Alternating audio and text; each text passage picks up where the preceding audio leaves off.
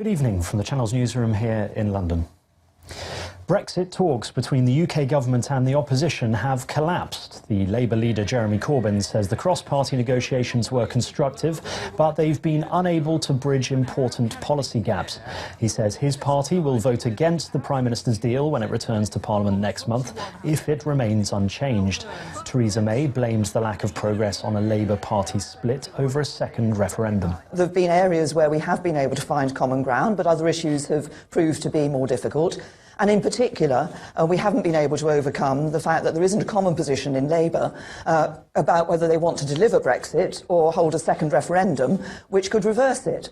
Now, so when we come to bring the legislation forward, we will think carefully about what we've had with these talks, the outcome of these talks. We'll also consider whether we have some votes to see if the ideas that have come through command a majority in the House of Commons. The government has not moved its position fundamentally. There are fundamental disagreements. We want to have a customs arrangement with the European Union that protects jobs and trade, and we want to have a dynamic relationship on rights. We would not rule out a second referendum, but it wouldn't be a referendum on 2016 terms. It would be a referendum to prevent a no-deal catastrophic exit from the European Union. A doctor has been arrested following an outbreak of HIV in Pakistan. Authorities are investigating whether Musaffar Gangharrow, who has AIDS, intentionally infected the patients.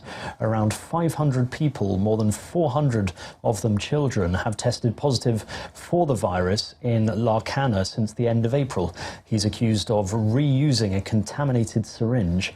He denies the charges against him. An investigation into a plane crash in Cuba last year has concluded pilot error was the most probable cause. Of the 113 people on board the Boeing 737, just one person survived.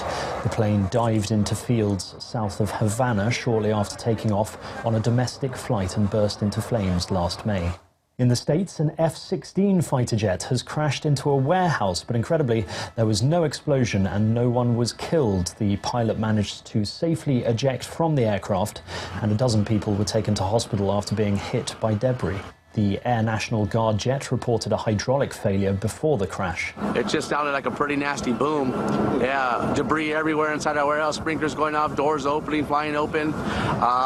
Yeah, pretty scary situation. In a UK first, doctors have successfully repaired the spine of a baby while it was still inside the womb. The child was diagnosed with spina bifida after a routine 20-week pregnancy scan, and his mother, wanting the best for her child, decided to go ahead with the keyhole surgery to correct the defect. I want to speak out about it and make sure that other mums know and other parents know there is a different way of actually having the surgery, and you know, it's less invasive, and all you have to do is look at him. It's just, you know, we didn't think we'd get this far, and it's it's just amazing. This is not a cure for spina bifida, but we try to improve the life of babies with spina bifida. Australians head to the polls this weekend. The two major parties are neck and neck.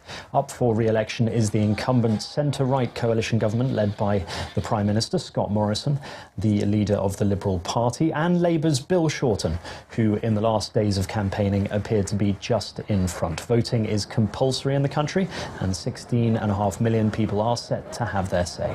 The architect behind the iconic Louvre pyramid in Paris has died at the age of 102. I.M. Pei won the Pritzker Architecture Prize in 1983 and was awarded the Presidential Medal of Freedom in 1992. His style was described as modernist with Cubist themes and was influenced by his love of Islamic architecture. And finally, a feline famous for her permanent scowl has used up her 9 lives. Grumpy Cat, whose real name was Tartar Sauce, went viral in 2012 after photos of her sour expression emerged online.